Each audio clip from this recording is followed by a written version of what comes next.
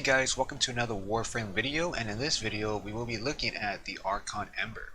So Ember is pretty strong against armored units, specifically on Grineers. However, when it comes to Steel Path, Ember can still kill these high levels, but it does require a bit of effort in terms of maintaining the immolation meter, which I will be using throughout this entire video. Before we get into anything, let's take a look at the Archon Shards I have installed. So here I have 2 Ember Archon Shards for casting speed. Now when it comes to casting speed on Ember, it's not really needed, but it does help with casting both Fire Blast and Inferno in a quick succession. When it comes to the energy of Ember, obviously Ember is pretty much a energy hungry Warframe.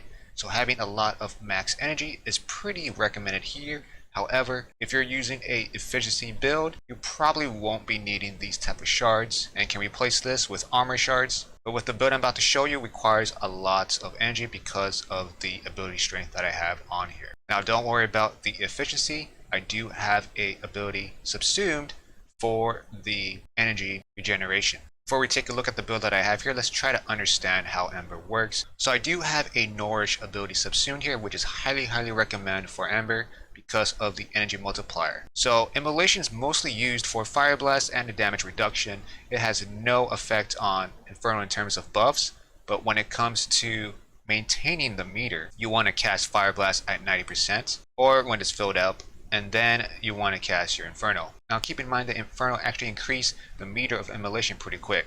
So you can actually cast this ability on an empty room and you will not be able to drain any energy because the energy drain is based on targets. I also want to point out that I am using a Cyanoid set for the energy regeneration as well as Xenarec, and I rarely use the Parazon for tanky enemies, but when it comes to the Parazon, the mods I have here would be Blood for Energy and Power Drain, and of course Swift Mercy. And of course the only companion that I can think of that allows energy regeneration would be the Energy Generator on Death Cube, which is absolutely amazing. So in order to play Ember properly, you definitely want to turn on your immolation as soon as possible and then cast your Inferno and rank up that meter. Once it becomes 90%, cast Fire Blast, and if you see any enemies, cast Inferno. Don't forget that you also have Nourish, so make sure you cast this as well. And make sure you keep Nourish on throughout the entire time, and you should be fine on energy. Now you can spam Inferno as much as you want, but keep in mind about the immolation meter.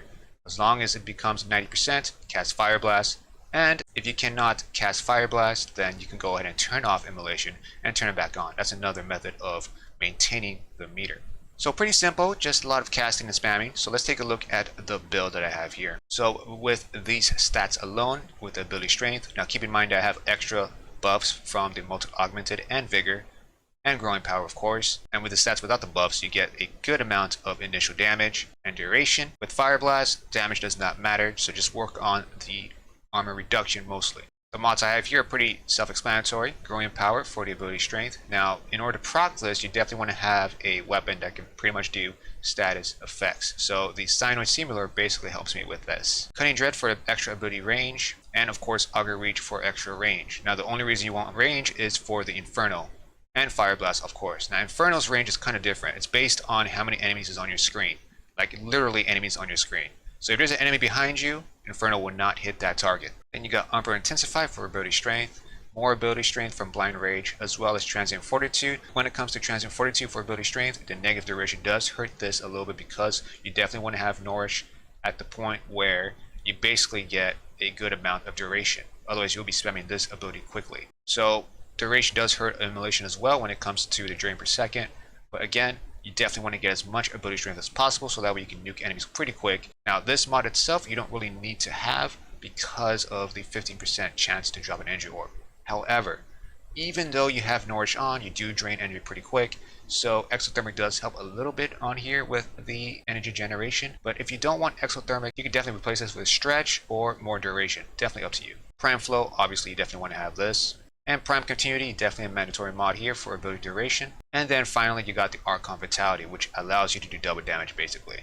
The heat, damage, bleed type of effect does not really double up, only the procs does. If you definitely don't want to have health on here, you can just leave this mod upgrade to 0 to save capacity space and still maintain the double damage effect. And that is it for this video. Pretty simple on how to play Ember. Now usually you don't want to use this Ember build on Corpus, but if you do somehow fight against Corpus, you do not have to turn on immolation. Just focus on Inferno and that is it. Now is it possible to maintain immolation infinitely? I would have to say no, even though you have infinite energy. Immolation will continuously drain your energy if you keep hitting 90%, which pretty much hurts it, unless you don't go trigger happy like me right here, where I almost ran out of energy. So if you do cast Fire Blast and Infernal, do not go trigger happy on those abilities, even though you have infinite energy from Nourish. You will sometime run out of energy, so be careful. Otherwise, this build is absolutely amazing, completely destroys Grineers. Thank you guys for watching. Until next time, peace out.